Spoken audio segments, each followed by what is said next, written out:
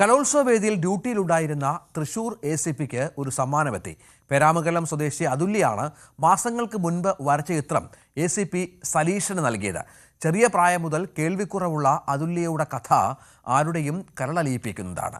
പേരാമംഗലത്തെ യുവതാര club അതുല്യയ്ക്ക് എല്ലാവിധ പിന്തുണയുമായി ഒപ്പമുണ്ട്. ഇന്ന് കലോത്സവ വേദിയിൽ ഒരു മനോഹരമായ കാഴ്ചയ്ക്കാണ് നമ്മൾ സാക്ഷ്യം വഹിക്കുന്നത്. തൃശ്ശൂരിലെ ACPക്ക് അദ്ദേഹത്തിൻ്റെ ചിത്രം വരച്ച് നൽകുകയാണ് അതുല്യ എന്ന ഒരു കലാകാരി. അതുല്യ കുറച്ച് കേൾവിക്ക് പ്രശ്നമുള്ളൊരു കുട്ടിയാണ്. പക്ഷേ സനീഷ് സാറിൻ്റെ ഫോട്ടോ കാണുവാനും അത് വരയ്ക്കാനുമുള്ളൊരു സാഹചര്യമുണ്ടായി. അത് നേരിട്ട് കൊടുക്കണമെന്ന് തന്നെയായിരുന്നു അതുല്യയ്ക്ക് ആഗ്രഹം.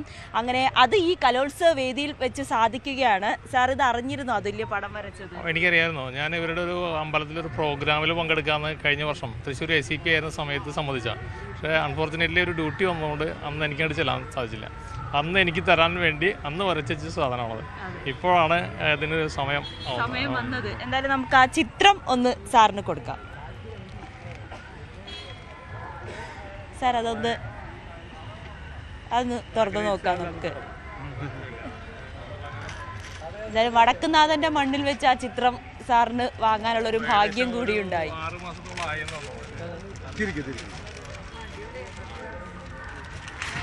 ഒരു കൈകൊടി കൊടുക്കാം അല്ലേ?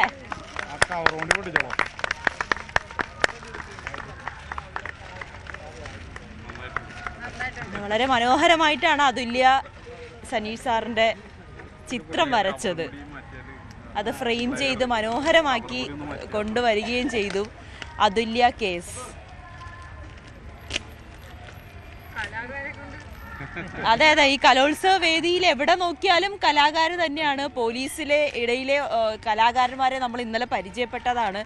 ഇന്നിപ്പോൾ വീണ്ടും ഒറ്റ ദിവസം കൊണ്ടാണ് അതുല്യ ഈ ചിത്രം വരച്ചത്. ഇതിനു മുൻപ് സാറിന് കൊടുക്കാൻ സാധിച്ചില്ല. പക്ഷെ ഇപ്പോഴാണ് ആ ചിത്രം കൊടുക്കാൻ സാധിച്ചത് എന്നുള്ളൊരു വലിയ സന്തോഷം കൂടിയുണ്ട്. അതുല്യയുടെ അമ്മയോട് നമുക്ക് ഇതിന്റെ കുറച്ചുകൂടി വിവരങ്ങൾ ചോദിക്കാം. അതുല്യക്ക് ഇതാണ് നിയോഗം എന്ന് പറയുന്നത്. അവിടെ നമ്മൾ കലയാണ് ലഹരി എന്ന് പറയുന്ന ആപ്തവാക്യത്തിൽ തൃശ്ശൂർ ജില്ലാ പോലീസിന്റെ ലഹരി വിരുദ്ധ പ്രോഗ്രാമിൽ വെച്ചാണ് ഇത് തരുന്നത് എന്നുള്ളത് ഇതിന്റെ മാറ്റ് കൂട്ടുന്നുണ്ട്. തീർച്ചയായും സാർ. അതാണ് നിമിത്തം. ഇത് അതുല്യക്ക് സംസാരിക്കാൻ കുറച്ച് ബുദ്ധിമുട്ടുണ്ട്. നമുക്ക് അതുല്യയുടെ അമ്മയോട് തന്നെ ചോദിക്കാം. രണ്ടാം വയസ്സ് മുതൽ അതുല്യ ജനനം തൊട്ട് തന്നെ കേൾവിയില്ലാത്ത കുട്ടിയായിരുന്നു. പിന്നെ 2.5 വയസ്സിൽ കോക്ലിയർ ഇംപ്ലാന്റ് സർജറി ചെയ്തിട്ട് അങ്ങനെയാണ് അവൾ കേട്ടു തുടങ്ങിയത്. പിന്നെ 14 വയസ്സ് വരെ കേട്ടു. അത് കഴിഞ്ഞ് പിന്നെ പെട്ടെന്ന് ആ ഇംപ്ലാന്റ് ചെയ്ത മെഷീൻ ഓഫായി. അത് എന്താണെന്നുള്ളത് കമ്പനിക്കും ഡോക്ടർമാർക്കും ഒന്നും അറിയണില്ല. എന്നിട്ട് പിന്നെ ഇപ്പോൾ തീരെ കേൾക്കണില്ല. മെഷീൻ വെച്ച് കഴിഞ്ഞാലും കേൾക്കാൻ പറ്റില്ല. അങ്ങനെ ഇപ്പോൾ അവൾക്ക് ആകെ ടെൻഷനായിട്ട് ഇരിക്കുമ്പോൾ ഞങ്ങൾ ഇങ്ങനെ പെയിൻറ്റും കാര്യങ്ങളൊക്കെ മേടിച്ചിട്ട് പിന്നെ പഠിക്കാൻ തീരെ പറ്റാണ്ടായി പെട്ടെന്ന്.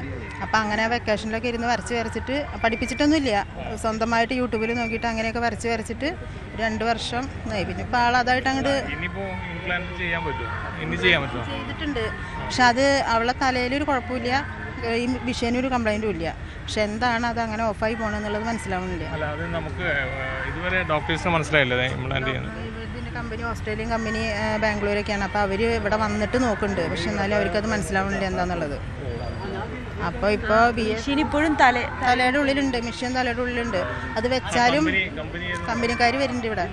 അവർ വന്നിട്ട് എറണാകുളത്ത് വരും, അല്ലെങ്കിൽ തൃശ്ശൂർ വരും. അങ്ങനെ വന്നിട്ട് നോക്കുന്നുണ്ട്. ഞങ്ങൾ പൂങ്കുന്നത്തെ എഫാത്ത എന്ന് പറഞ്ഞാൽ ഇവിടെ വെച്ചിട്ടാണ് ഇതൊക്കെ ചെയ്തിട്ടുള്ളത്. അവിടെയാണ് അതിൻ്റെ ഓഡിയോളജിസ്റ്റ്. കേൾക്കാണ്ടായിട്ട് 2 വർഷമായി ഇപ്പോൾ. ഇല്ലില്ല, അങ്ങനെ പോയില്ല. പക്ഷെ അത് അങ്ങനെ ചെയ്തിട്ടും കാര്യമില്ല എന്നാണ് പറഞ്ഞത്. പക്ഷെ അവർക്ക് ഇതിൻ്റെ ഒരു ഉത്തരം എന്താണെന്ന് കണ്ടുപിടിക്കാൻ പറ്റില്ല. അവർ ഇവൾക്ക് യോജിച്ചിട്ട് നിൽക്കണം. ഇല്ല, ചെയ്ത് 14 വർഷം കേട്ടു. 14 വർഷം കേട്ടു. 10ാം ക്ലാസ്സിൽ മോഡൽ എക്സാം കഴിഞ്ഞു, അതുവരെയും കേട്ടു. എന്നിട്ട് പിന്നെ അവൾ പറഞ്ഞു ഞാൻ എക്സാം എഴുതണില്ല എന്ന് പറഞ്ഞു. അപ്പോൾ ടീച്ചർമാർ പറഞ്ഞു എക്സാമിന് മോഡലിന് നല്ല മാർക്കുള്ളതാണ്, അപ്പോൾ അത് കാരണം എഴുതാതിരിക്കരുതെന്ന് പറഞ്ഞു. എന്നിട്ട് ഇപ്പോൾ എക്സാം എഴുതി 8A+ഉം 2A ഉണ്ടായിരുന്നു. അത് കഴിഞ്ഞ് പിന്നെ പോകാൻ പറ്റിയില്ല. പിന്നെ അവൾ വീട്ടിലിരുന്ന് പഠിച്ചിട്ട് +1 +2 75% മാർക്ക് ഉണ്ട്. വീണ്ടും സർജറി ഒക്കെ ചെയ്തു. 2 സർജറി ചെയ്തു, എന്നിട്ടും ശരിയാവണില്ല. അവർ നോക്കുന്നുണ്ട്. ഇനി സർജറിയുടെ ആവശ്യമില്ല. പക്ഷെ ആ മെഷീൻ ഓട്ടോമാറ്റിക്കായിട്ട് എങ്ങനെയെങ്കിലും അത് ശരിയായി വരണം. അതിനവരാവുന്നത് നോക്കുന്നുണ്ട്. പറ്റണില്ല. അങ്ങനെയാണ്. 10ാം ക്ലാസ്സിൽ പഠനം നിർത്തിയെന്ന് നിർത്തിയെന്ന്. പക്ഷെ അവള് തുടർന്നുകൊണ്ടിരിക്കുന്നുണ്ട്. ഇപ്പോൾ BA സോഷ്യോളജി PSC ഇതൊക്കെ യൂട്യൂബിൽ നോക്കിയിട്ട് അങ്ങനെ പഠിക്കുന്നുണ്ട്. ഇഗ്നോ സ്റ്റഡിയാണ്. അല്ലാണ്ട് പോയിരുന്നിട്ട് പഠിച്ചിട്ട് അവൾക്ക് കേൾക്കാൻ പറ്റുന്നില്ലല്ലോ. അപ്പോൾ അവൾക്ക് അതെ അതെ വടക്കുന്നാഥൻ അനുഗ്രഹിക്കട്ടെ. അതിലേക്ക് എന്തെങ്കിലും പറയാനുണ്ടോ? ചിത്രം വരച്ചിട്ട് കൊടുക്കാൻ പറ്റിയതിന് താങ്ക് യു ഉണ്ട്. സന്തോഷമായി എന്ന് പറയും. സന്തോഷമായി. എന്തായാലും കൊടുക്കാൻ പറ്റിയില്ലെങ്കിലോ എന്ന് വിചാരിച്ചിട്ട് ടെൻഷൻ അടിച്ചിരിക്കല്ലായിരുന്നു. ഇത് കൊടുക്കാൻ പറ്റില്ല, ഓർക്കാൻ പറ്റില്ല, ടെൻഷനായിരുന്നു. ഇപ്പൊ കൊടുത്തപ്പോ സന്തോഷമായി. എന്തായാലും അമ്മ പറയുന്ന കേട്ടല്ലേ, അമ്മ ചുണ്ടനക്കുന്ന കേട്ടിട്ടാണ് അതിലേക്ക് മനസ്സിലാകുന്നത്. അതിലെ സഹായിക്കാൻ അല്ലെങ്കിൽ അതിലേക്ക് ഈ പിന്തുണയുമായി ഒരുപാട് ആളുകളും ഇവിടെ ചേരുന്നുണ്ട്. അതിലയുടെ ഒരു ജ്യേഷ്ഠനെ പോലെ നിൽക്കുന്ന ഒരു വ്യക്തി കൂടിയാണ് ഞാൻ ഈ തെച്ചിക്കോട്ടുകാവ് ദേവസ്വം പ്രസിഡന്റ് എന്ന് പറയും. അതായത് അവിടെ തട്ടകമാണ് നമ്മുടെ വലിയ ആനകൾ, രാമചന്ദ്രൻ ആനകൾ അറിയാമല്ലോ ഏഷ്യയിലായിട്ട്. അപ്പോൾ നമ്മുടെ തട്ടകത്ത് വെച്ചിട്ട് യുവതാര എന്ന് പറഞ്ഞ ക്ലബ്ബ് നടത്തുന്ന പരിപാടി ഉദ്ഘാടനം ചെയ്യാൻ നേരത്താണ് സാറ്. ഞാനടക്കം വേദിയിലുള്ളതാണ്. അന്നാണ് സാറിന് വരാൻ പറ്റാണ്ടായത്. അന്ന് കുട്ടി വരച്ചവിടെ കൊണ്ടുവന്നു. സാറിന് വേണ്ടി ഞാൻ ഏറ്റുവാങ്ങി പിന്നീട് സാറ് ട്രാൻസ്ഫർ ആവുകയും ചെയ്തു. അപ്പോൾ ഈ ക്ലബ്ബ് എല്ലാ വർഷവും ഓണാഘോഷം സംഘടിപ്പിക്കും. അപ്പോൾ അങ്ങനത്തെ ഏതെങ്കിലും വിശിഷ്ട വ്യക്തികളെ കൊണ്ടുവരും. ഇവരെ പ്രാവശ്യം പ്രയോറിറ്റി കൊടുത്ത് സാറിനായിരുന്നു. സാറിന് അങ്ങോട്ട് വരാൻ പറ്റിയില്ല, പെട്ടെന്ന് ട്രാൻസ്ഫർ ആവുകയും ചെയ്തു.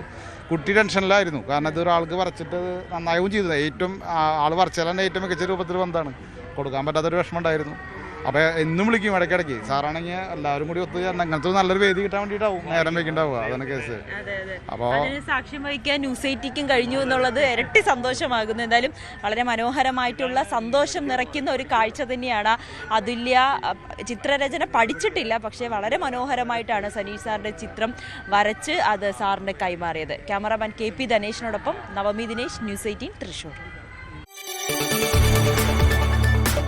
കൂടുതൽ വാർത്തകൾക്ക് news 18 Keralam YouTube channel subscribe ചെയ്യുക.